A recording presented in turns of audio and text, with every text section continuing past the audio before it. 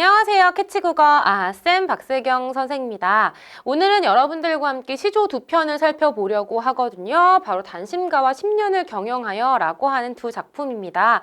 이 시조에 대해서는 문학독해 1권에서 같이 공부를 하고 오긴 했어요. 그래서 여러분들이 기본적인 정보를 알고 있을 거란 생각하고 있지만 1권을 보지 않고 온 친구도 있을 거야. 그래서 우선 간단하게 시조의 특성들에 대해서는 시를 설명할 때도 말씀드릴 거고요. 또 여러분들 아시는 것처럼 문학 용어를 공부하는 시간에도 시조에 대해 설명이 나와 있으니까 그때 조금 더 자세하게 살펴볼 수 있지 않을까라는 생각이 듭니다. 아시는 것처럼 시조는 고려 말부터 지금까지도 창작이 되고 있는 우리나라 고유의 정형시, 형식을 갖추어 쓰는 시입니다. 그 형식이 어떻게 갖추어져 있는가라고 하는 걸 먼저 이 단심과를 통해서 보여드리도록 할게요. 이 몸이 죽고 죽어 100번 고쳐 죽어 백골이 진토되어 넋이라도 있고 없고 임향한 일편단심이야 가실 줄이 있으랴 라고 해서 제가 지금 각각 한 줄을 몇 번 끊어 읽었지? 4번씩 끊어 읽었어. 그럼 여러분들 이렇게 써볼까? 시조의 특성. 우리 앞에 정형시라고 이야기했으니까 어떤 부분에서 형식을 맞추는지를 확인해 보도록 할게요. 우선 사음보라고 해서 음보는 끊어 읽는 단위이다 해서 이 각각을 4번 끊어 읽었던 걸 확인해 보실 수 있으니까 사음보라고 생각해 주시면 되겠네요. 이 몸이 죽고 죽어 100번 고쳐줘 이런 식으로. 자, 그리고 여기 이 아이들을 우리 줄로 뭐 행으로 표현하지 않고 3장이라고 해서 얘는 초장, 얘는 중장, 얘는 종장으로 부를 겁니다. 그래서 초장, 중장, 종장의 3장으로 이루어져 있고 3장, 6구, 45자 내외로 쓴다 라고 하는 형식이 정해져 있어. 이 6구라고 하는 건 이 이음보씩 한 구라고 생각하시면 돼. 요렇게 한 구, 요렇게 한 구 해서 총 6개의 구로 이루어져 있구나 라고 생각하시면 되겠고요. 그리고 종장의 첫 음보, 종장 첫 끊어 읽는 위치 바로 임향한 여기서 끊어 읽을 거 아니야? 요 아이는 글자 수가 3글자로 고정된다. 3음절로 고정된다 라고 하는 게 특성 중에 하나입니다. 그래서 시조가 지니고 있는 기본적 특성 생각해 주시고요. 그리고 우리가 기본적으로 이 한 음보당 글자 수가 3글자 내지 4글자라고 이야기를 하거든요. 그래서 얘도 3글자, 4글자, 3글자, 4글자 이렇게 반복되고 있고 여기는 뭐 3글자, 4글자 이렇게 반복되는 거 보이실 거예요. 요렇게 3글자, 4글자 반복되니까 3, 4조 3글자, 4글자 그리고 또 여기 넋이라도 있고 없고처럼 4글자, 4글자가 반복되는 구조가 나타나기도 해요. 근데 선생님 그렇지 않은 데도 있는데요? 네, 맞아요. 시조의 한 음보가 4글자 이상이거나 혹은 이하이거나 할 수 있어. 조금은 한두 개는 좀 자유롭게 가감하긴 합니다. 어쨌든 그래도 되도록 규칙을 지켜 쓰려고 했기 때문에 시조는 정형시이다 라고 생각하시면 될 거고요. 우리 시조에 대해서는 뒤에 조금 더 자세하게 살펴보는 걸로 하고 이 단심가라고 하는 본문 자체에 초점 맞추자고. 우리 문학 작품을 해석할 때 지금 시적 화자와 중심 대상을 찾는 연습을 계속 해오고 있는 것이잖아. 그래서 시적 화자가 누구지? 이 시적 화자가 지금 어떠한 상황에서 어떻게 노래하고 있지? 라는 걸 생각하면서 같이 읽어보도록 하겠습니다. 여러분들 이 시를 쓴 사람이 정몽주라고 하는 고려시대 마지막 그 시기에 충신으로 생각하시면 돼요. 고려라고 한 나라를 지키려고 했었던 인물이라고 생각하시면 될 것 같고요. 이 단심과의 단심은 일편단심의 단심입니다. 단심은 붉은 마음을 가리키잖아. 이 붉은 마음이라고 하는 건 변하지 않는 마음, 지조와 절개를 지키고 있는 마음이라고 생각해 보시면 좋을 것 같아요. 자, 같이 읽어볼까? 이 몸이 죽고 죽어 100번 고쳐 죽어 라고 하는 건 이 고쳐는 다시로 해석하시면 되거든요. 그래서 이 몸 할 때 이 몸은 누굴 가리키겠어? 쟤를 가리킬까요? 아니, 이 몸 할 때 이 사람을 가리킬 거 아니야? 바로 누구? 화자를 가리키는 표현이구나. 그럼 우리 지금 계속 뭐 하고 있지? 시적 화자, 중심 대상 이런 거 찾는 연습하고 있잖아요. 바로 시적 화자는 이 몸으로 나와 있는 아마 이 시를 쓴 정몽주 시인이 아닐까 싶고요. 좀 더 읽어볼까? 내가 죽는다고 해. 근데 이 죽는 걸 다시 100번이나 다시 죽는다고 하더라도 라는 거예요.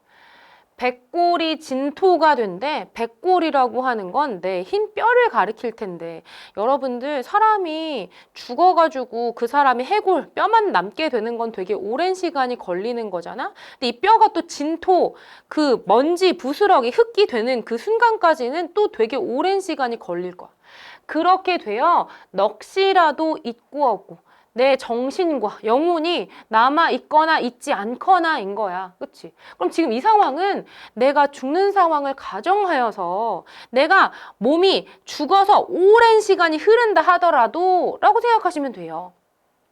그렇게 하더라도 임향한 일편단심이야 가실 줄이 있으랴 라고 물어봤어. 근데 여러분들 이 물어본 것은 여러분들한테 있겠니 없겠니 라고 퀴즈를 낸 것인가요?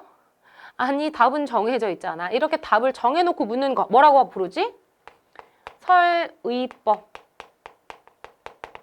임향한 일편단심이 변할 줄 있겠니? 라는 건 내가 몸이 다시 죽고 또 다시 죽고 또 다시 죽고 내 영혼이 다 나가버린다 하더라도 내 마음속, 나라고 한 대상의 마음속에는 임밖에 없어 라는 걸 강조하기 위하여서 일부러 물어보는 방식을 선택하고 있는 것입니다. 따라서 방금 이야기한 설의법 사용되고 있는 것이구나. 설의법을 통해서 뭘 보여줄 수 있을까? 바로 화자의 의지를 보여주겠지. 화자의 지조와 절개를 보여줄 수 있을 거예요. 지조와 절개라고 하는 건 한 대상을 향한 꺾이지 않은 마음이라고 생각하시면 될 것 같습니다. 이런 마음을 보여주고 있는 작품이구나 라는 거 생각하시면 돼요. 여러분들 아시겠지만 이 작품에 앞서 이방원이라고 하는 이성계의 아들, 조선 왕조를 세웠었던 태조 이성계의 아들인 이방원이 정몽주가 고려시대의 훌륭한 왕이다 보니 훌륭한 충신이다 보니까 이 충신을 데려다가 조선 건국할 때에도 같이 신하로 함께하면 너무 좋을 것 같은 거지. 그래서 이 정몽주를 꼬여내기 위하여서 시조를 한 편 보냅니다. 그게 바로 하여가죠. 이런들 어떠하며 저런들 어떠하겠는가. 만수산 드렁치기 이렇게 얽혀지는 것처럼 우리도 함께 얽혀지자. 뭐 이런 식으로 시조를 보낸단 말이야. 어떤 뜻이야? 어차피 이제 고려는 망해 가고 있어. 그러니까 우리 조선 세울 때 함께 힘을 모아서 같이 좋은 나라를 만들어 보자 라고 권했는데 그것에 대한 답가가 여기에 있는 단신가입니다. 그럼 어떻게 하겠다는 뜻이야? 이때 임은 누구를 가리키는 걸까요? 바로 고려와 고려왕을 가리키는 말 아닐까? 내가 아무리 죽는다고 해도 나는 고려왕, 그리고 고려라는 나라에 대한 일편단심이 변하지 않을 거야 라고 한 마음을 표현하기 위하여서 이 시조를 지었겠다라고 생각하시면 될 것 같습니다. 그래서 내 뼈가 먼지가 되고 흙이 된다 하더라도 내 넋이 남아있든 없든 하더라도 나는 어쨌든 내 마음은 변하지 않아 라고 하는 걸 보여주려고 하는 것이고요. 그럼 여러분들 여기서 가장 강조하여 전달하려는 마음이 무엇인가? 바로 일편단심인 것이잖아. 이게 바로 뭐가 되는 거예요? 중심 대상이 되는 것이구나. 그럼 여기 중심 대상에 임향한 일편단심이라고 찾아내시면 되지 않을까? 한쪽만 향한 붉은 마음, 바로 임을 향한 절개와 지조를 보여주고 있구나. 그래서 여기 가정하는 상황을 통하여서 자신의 지조와 절개를 강조하려고 하는 시조군요 라고 하는 것만 생각을 해보시면 좋겠습니다. 자, 그러면 문제 바로 풀어볼 수 있을 것 같아. 이렇게 세 줄밖에 되지 않으니까 짧게 읽어낼 수 있네요. 다음 물음에 가장 알맞은 답을 보기에서 찾아 써보자 라고 되어 있고요. 윗글의 화자 누구라고 볼 수 있을까? 바로 이 몸. 윗글의 중심 대상 바로 임향한 일편단심. 참 근데 선생님이 그 혼란 시기에 살지 않아 다행일진 모르겠어. 물론 내가 그 시기에 살았다 하더라도 어떤 높은 지위를 가지지 않았을 수 있으니까 뭐 상관없긴 하겠지만 그런 시기에 내가 죽을 줄 알면서도 내가 지금 살고 있는 나라, 고려라는 나라에 어떤 충성을 표한다는 건 참 어려운 일이 아니었을까 그런 지점에서 굉장히 훌륭한 분이다라는 생각이 들기도 해요. 어쨌든 넘어갈까? 2번이야. 윗글의 화자에 대한 설명으로 가장 알맞은 것.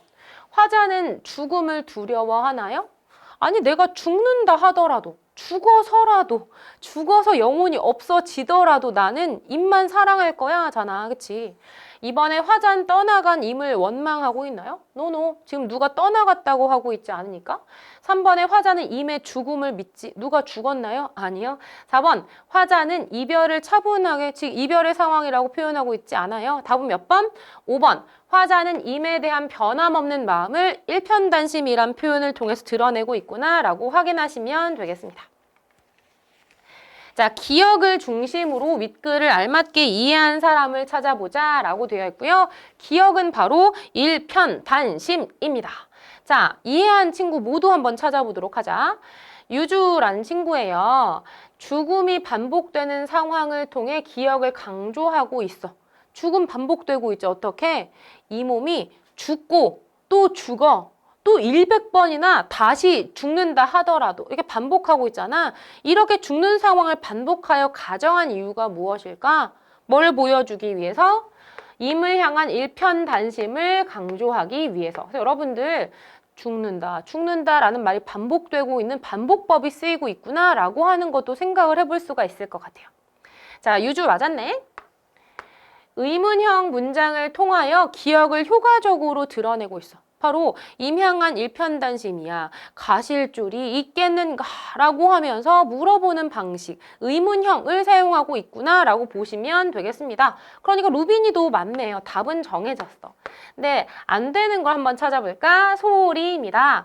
말의 순서를 바꾸어. 자, 여러분들 말의 순서를 바꾸는 표현 방법이 무엇이지? 써볼까? 도치법.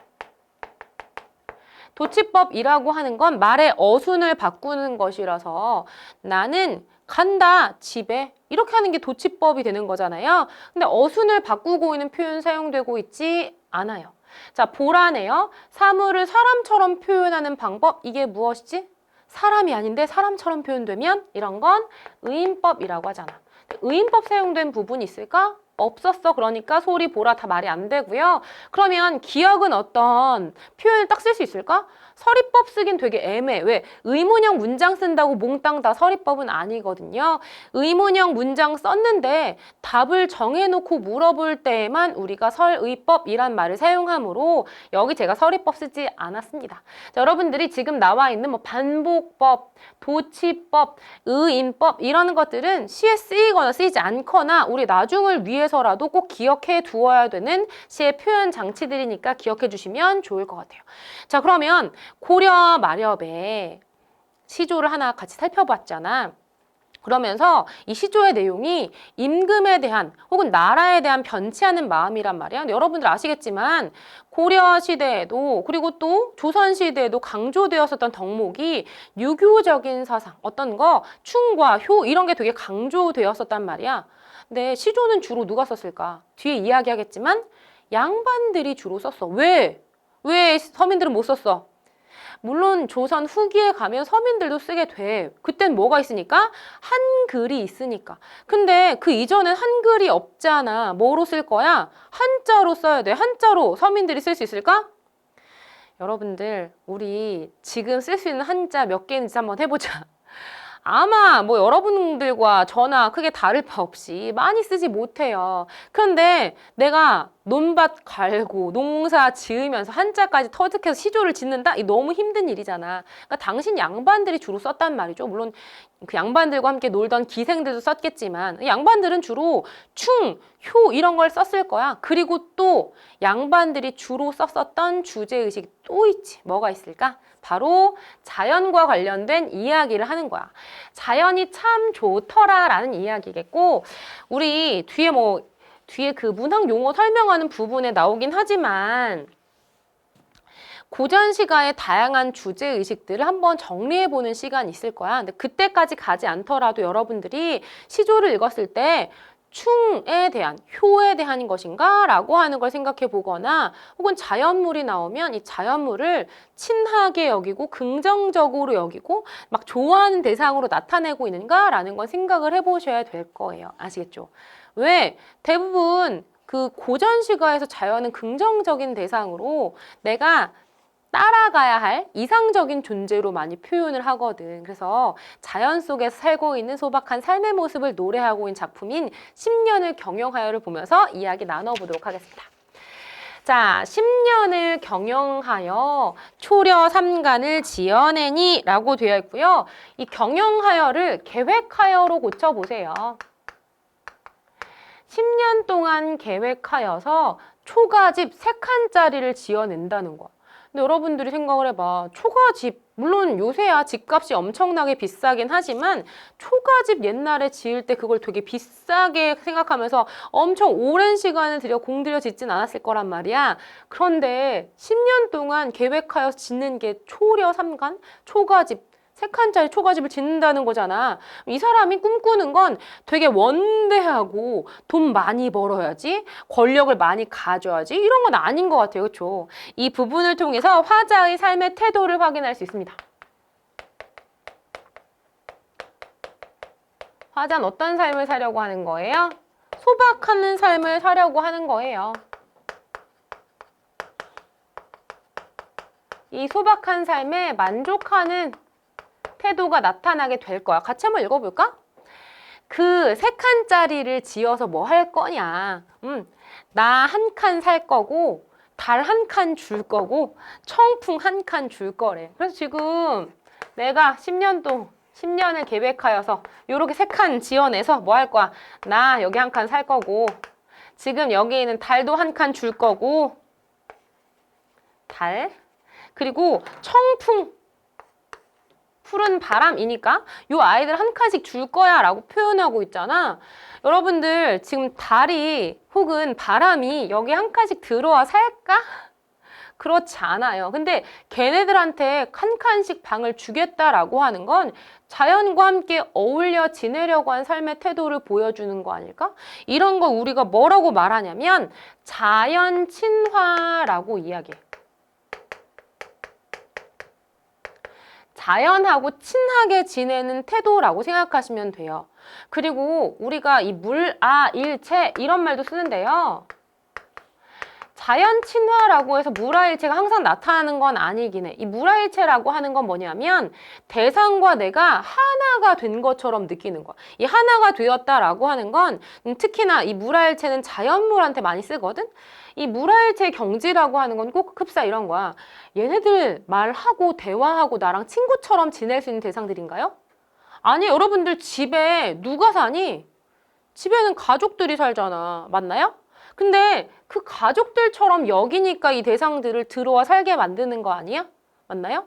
이런 거 가족과 같이 나랑 말이 통하거나 함께 지내는 존재로 여기는 이런 태도는 사물과 내가 자연과 내가 더 이상 자연 너는 다른 대상이야. 나는 너와 다른 존재야. 이렇게 생각하는 것이 아니라 하나 된 것처럼 느끼잖아. 이런 게 바로 물아일체의 경지다라고도 이야기합니다.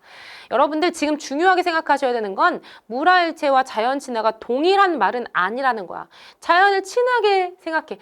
자연 아름다워, 좋아. 이건 자연 친화지만 그렇다고 그것에서 물아일체가 나타난다라고 볼 수는 없는 거야. 항상 동일하게 나타나는 개념은 아니겠구나. 하지만 지금 이 시에서는 자연을 참 좋아하니까 옆에 두려고 하는 태도가 나타나고 있고 꼭 자연과 한 집에서 어울려 살고 있는 태도를 통하여서 뭐 하는 거야? 자연과 내가 하나가 된 경지가 나타나고 있기 때문에 물아일체 경지도 나타나고 있구나 라고 생각해 주시면 되는 거예요.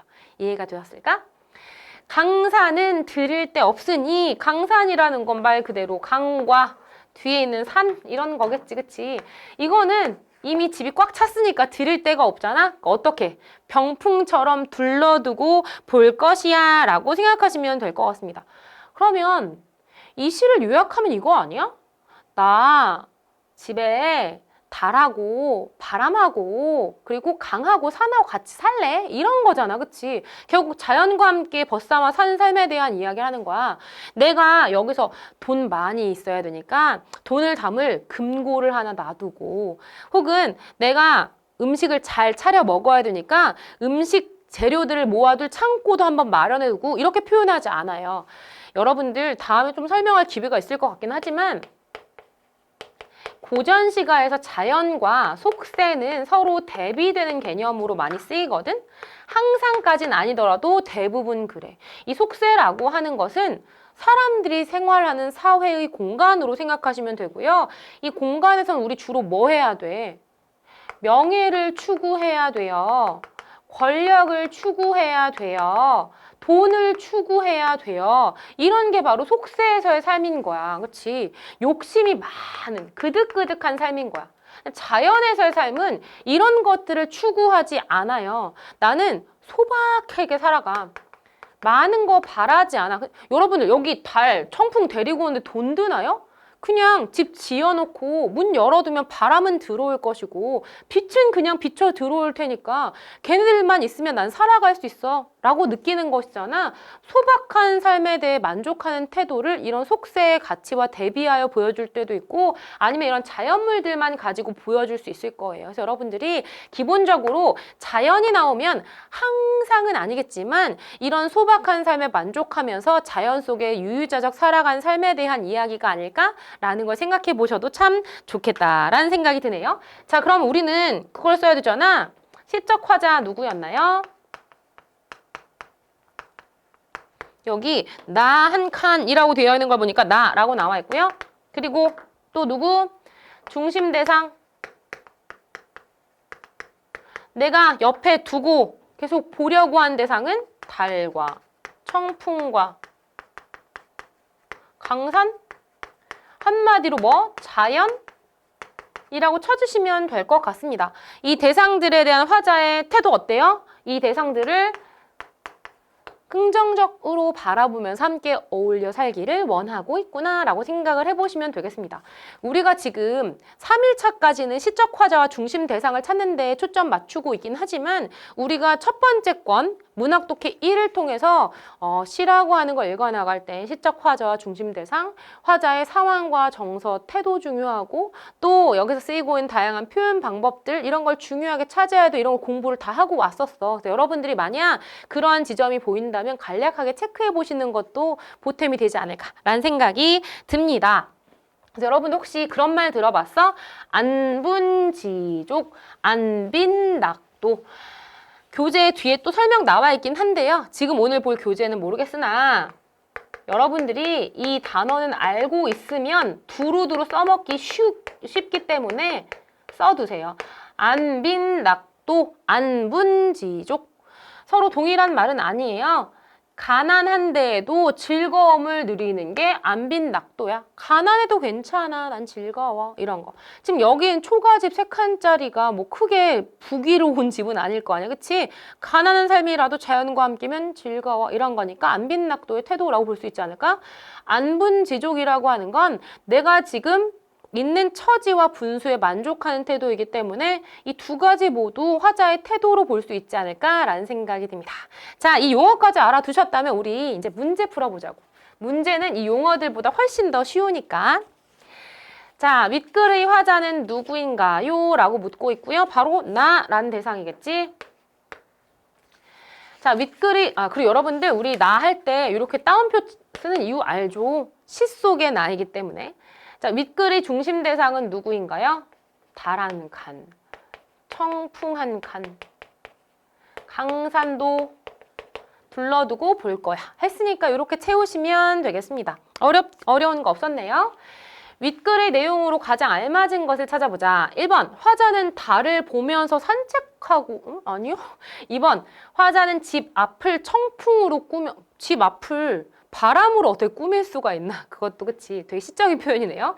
3번, 화자는 3칸짜리 초가집을 지었어. 초려 3간을 지어내니 라고 했으니까. 4번, 화자는 10년 동안 나라를 이끌어왔나요? 아니요. 10년을 계획하여서 초가집을 지어냈다라고 한 것이죠. 5번에 화자는 강산과 멀리 떨어진 곳에 집을 지은 것이 아니라 내가 집을 지은 곳에 강과 산이 있으니까 그건 둘러두고 볼 것이야 라고 표현하는 것이죠. 따라서 답은 3번 찾아주시면 되겠습니다. 자, 6번이에요. 다음 소재가 갖고 있는 의미로 가장 알맞은 것을 묻고 있습니다. 1번, 강산에서 달과 청풍이 약한 존재? 아니요. 2번, 달, 청풍은 친근한 존재고 강산, 자연, 친한 둘 다 뭐 의미가 비슷하네. 둘 다 화자 입장에선 친하고 좋은 존재, 긍정적인 존재로 그려내고 있기 때문에 답은 2번 찾아주시고요. 여러분들 우리 시를 읽을 때 항상 뭐 긍정어, 부정어 이런 걸 되게 많이 체크를 하잖아. 실제 고전 시가를 읽어나가는 과정에서도 어떤 게 긍정적인 의미를 지닌 아이인지 부정적 의미를 지닌 아이인지를 나누어가면서 읽으면 참 좋을 것 같아. 우리가 읽은 시에서 달, 청풍, 강산 모두 어때? 화자 입장에서 긍정적으로 보고 있었던 단어들이기 때문에 여기 약한 존재 같은 것들은 부정적인 의미를 지니고 있으니까 탈락이 될 수밖에 없는 것이고요. 뭐 기다림이라던가 풍요로움이라던가 뭐 그립다라던가 이런 것들은 어떤 정서적인 측면이 시 속에 따로 담겨 있지 않았기 때문에 그 부분까지 유추할 순 없구나라고 생각하시면 좋겠습니다. 자, 윗글에서 보기와 가장 관련 있는 소재를 찾아 네 글자로 써보자 라고 되어 있고요. 욕심이 없는 화자의 태도, 안분지족적인 안빈낙도의 화자의 태도가 드러나고 있는 공간. 그래서 대궐집 같은 기와집, 100칸짜리 집을 지어라 이런 것도 아니란 말이야, 그치? 그저 초려 삼간을 지어내어서 라고 하는 부분을 통하여서 화자가 욕심이 없는 삶을 지향하고 있구나라는 거 확인을 해보실 수 있을 것 같습니다. 그래서 여러분들 지금 본 시에선 이걸 좀 기억해줬으면 좋겠어. 앞에 단심가와 같이 자신의 충성스러움을 노래하는 시가 있을 수 있겠고 뒤에 같이 공부한 10년을 경영하여처럼 자연과 친하게 지낸 삶에 대해서 노래하는 시도 있을 거야. 자연 속에서 어울려 지내는 삶의 경우에는 소박하게 살아가며 그 삶을 만족하는 화자의 태도가 많이 드러나게 된다라고 기억을 해주신다면 나중에 다른 고전시가 읽을 때에도 도움을 받을 수 있을 것 같다라는 생각이 드네요. 자, 그러면 앞서 예고한 것처럼 우리 문학 용어를 확인하는 시간에 시조에 대해서 조금 더 알아봐야 될 것 같습니다. 여러분들 교재에는요, 26페이지를 봐주시면 되겠고요. 우리 그 1강에서 말씀을 드렸었던 것처럼 이미 우리가 문학 독해 1에서 배운 개념들이 겹치는 요소가 많아서 여러분들이 알고 계실 거란 전제하에 저는 조금 그냥 훑어 넘어갈 수 있는 부분들은 그냥 훑어 넘어갈 거고요. 그리고 여러분들에게 소개가 안 된 부분은 조금 더 깊이 있게 설명을 드리도록 할 겁니다. 훑는다고 해서 대충 보여준다는 뜻은 아니에요. 여러분들 교재에 있는 내용들을 같이 한번 보면서 이런 내용 알고 있니? 라는 걸 짚어드리도록 할게요. 자, 우선 여러분들 고전시가라는 큰 범주의 개념이 있고요. 이 고전시가라고 하는 건 옛날에 쓰여 불리던 노래들을 가리키기 때문에 시조도 포함되고 우리 나중에 공부하게 될 고려가요라던가 향가 등등이 다 포함되는 개념입니다. 그 중에서 시조라고 하는 건 나와 있는 것처럼 고려시대 말부터 발달하여 쓴 우리나라 고유의 정형시이다라고 하는 게 중요해. 우리나라만의 정형시예요. 그래서 형식을 갖추어 쓰는 시라고 생각하시면 되겠고요. 주로 양반들이 창작하였으며 기생과 평민들이 창작한 경우도 있었다라고 나와 있네. 그래서 앞서 말씀드린 것처럼 기생의 경우에는 양반들하고 함께 장단을 맞춰 놀아야 했었기 때문에 기생들도 당시 이 시조를 쓰게 되고요. 이 기생이 쓴 시조의 대표적인 황진이 시조, 동질달 기나긴 밤을 하너리를 베어내어 내가 막 잠깐 넣어두었다가 어로님 오신 날 밤이여든 서리서리 펴리라 이런 내용의 시조가 있어요. 이런 기생들의 시 같은 경우는 대부분 사랑하는 사람에 대한 마음을 표현한다든가 이별한 대상에 대한 그리움 이런 것들을 많이 표현하기 때문에 사랑과 이별에 대한 이야기가 나타나게 될 겁니다. 근데 평민들은요, 앞서 말한 것처럼 고려시대나 혹은 조선 초기, 중기에 많이 쓰지 못했어. 왜? 기록할 만한 문자가 없었기 때문에.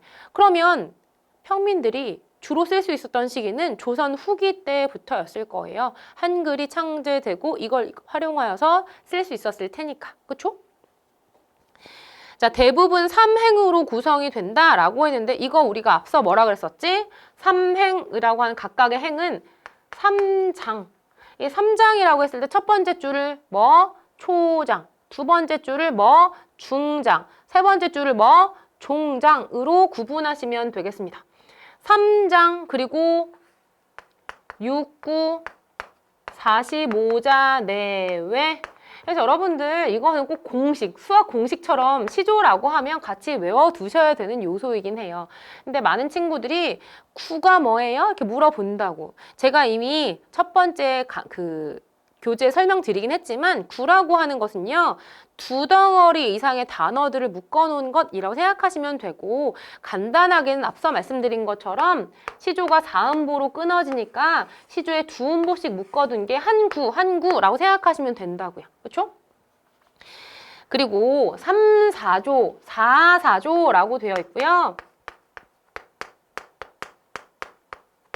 이 음수율이란 말이 있는데 음수율은 글자 수를 지켜서 쓰는 운율이라고 생각하시면 돼요. 그래서 이 한음보당 글자가 3글자 내지 4글자이기 때문에 이러한 부분에 규칙성이 생기므로 운율감이 형성된다라고 보시면 좋겠습니다.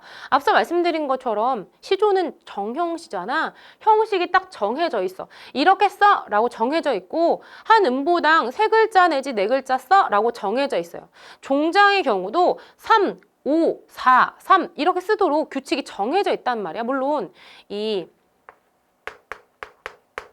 규칙이 항상 지켜지진 않아요. 5글자 이상 쓸 때 5글자 이상이 7글자 되기도 하고요. 여기는 3글자가 아니라 4글자가 쓰여질 수도 있고 어떠한 음보의 경우는 2글자만 배치되는 경우도 존재합니다. 근데 아까 말한 것처럼 그거는 정형식이긴 하지만 한두 개 정도는 널널하게 봐주고요. 여러분들의 교재 내에서는 선생님 시조인데 왜 얘네들은 글자 수가 이렇게 안 맞나요? 라는 걸 볼 수 있을 거예요. 왜 그러냐면 현대어로 풀이를 바꾸다 보니까 길어지거나 짧아진 형태 때문에 그런 것이니까 여러분들이 그냥 이건 현대어 풀이를 우리를 위해 좀 쉽게 해줬구나 정도로 넘어가시면 될 것 같습니다.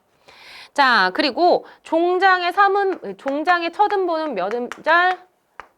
3음절로 고정. 우리 앞에 봤었던 10년을 경영하여 같은 경우에도 어떻게 나타나고 있었지? 강사는 해서 3글자잖아요. 그렇죠? 그리고 아까 말씀드린 것처럼 다른 예문의 경우 3글자 아닐 수 있어. 왜? 현대어 풀이 때문에 그렇게 나타나는 경우가 존재하니까 그냥 그렇게 이해해 주시면 될 것 같아요. 그래서 예문이 나와 있네. 맷버들 가려 꺾어 보내노라 임의 손에. 그래서 지금 한 장당 몇 번 끊어 읽어? 4번 끊어 읽기 때문에 4음보구나 라고 확인하시면 되겠죠. 자신은 창밖에 심어두고 보소서라고 해서 지금 어때요? 계속 4번 끊어지네요. 밤비에 새잎이 나거든 나인가 여기 소서라고 해서 음보율은 4음보, 음수율은 3글자 내지 4글자, 4글자 내지 4글자 쓰고 있구나 라고 확인해 주시면 될 것 같습니다. 자, 그리고 종장의 첫 음보는 뭐로? 밤비에 라고 한 3글자로 고정이 되어 있는 거 확인해 주시면 될 것 같아요. 지금 제시가 된 예문의 시조는요. 홍랑이란 기생의 시조거든. 내용을 보니까 어때? 나를 떠난 임한테 맷버들을 보낼 테니 나인 것처럼 여기고 나를 그리워해 주세요 라는 마음을 전달해주고 있는 것이잖아. 임에 대한 사랑과 그리움을 전달하는 시예요. 앞서 말씀드린 것처럼 기생의 주된 주제는 기생들이 쓰는 시조의 주된 주제는 사랑과 이별이 많았습니다. 자, 시조의 종류는 뭐 단시조와 연시조가 있다라고 나와 있는데요. 단시조라고 하는 건 우리 지금 앞에 본 단심가나 10년을 경영하여처럼 한 연으로 이루어져 있는 시조라고 생각하시면 돼요. 한 연이라고 하는 건 이 3장, 한 덩어리로만 이루어져 있는 거야. 근데 연시조라고 하는 건 이 한 덩어리가 몇 개씩 더 이어지는 구조라고 생각을 하시면 돼요. 그러니까 얘는 구분하기가 어렵지 않을 것 같아. 그리고 두 번째 나와 있는 게 평시조와 사사시조거든요. 평시조라고 하는 건 위에 제시했었던 3장 6구 45자를 그대로 쓰는 형태라고 보시면 되겠습니다. 그러니까 무슨 말이냐면 규칙을 딱 갖추어 쓰는 시조. 이거는 고려 때 발생하는 처음 그 시기에 이미 정해진 규칙을 딱 맞추어 쓰는 형태이기 때문에 조선 초기에도 이 평시조들이 많이 있었어. 양반들이 주로 쓰는 형태라고 생각하시면 돼요. 그런데 앞에 말씀드린 것처럼 조선 후기에 오게 되면 평민들도 사설시조라고 하는 시조를 쓰게 된단 말이야. 평시조라고 한 아이와 조금 다른 형태로 쓰기 시작하고요. 이 평시조와 다른 사설시조의 특성은 중장이나 종장이 길어지는 특성을 갖고 있어요. 그래서 여기는 이 중장과 종장이 길어지면서 뭐 반복을 한다든가 아니면 나열을 한다든가 꼬리에 꼬리를 무는 수사법이라고 한 연쇄법, 뭐 원숭이 엉덩이는 빨개, 빨가면 사과 이렇게 이어지는 방법을 연쇄법이라고 하거든. 그런 다양한 표현들을 사용하면서 중장과 종장이 좀 길어지는 특성이 나타나는 게 사설시조라고 생각하시면 되고요. 이 사설시조는 기본적으로 해학적이거나 풍자적인 성격이 되게 많이 나타나. 항상까지는 아니긴 하지만 해학적이라고 하는 것은요.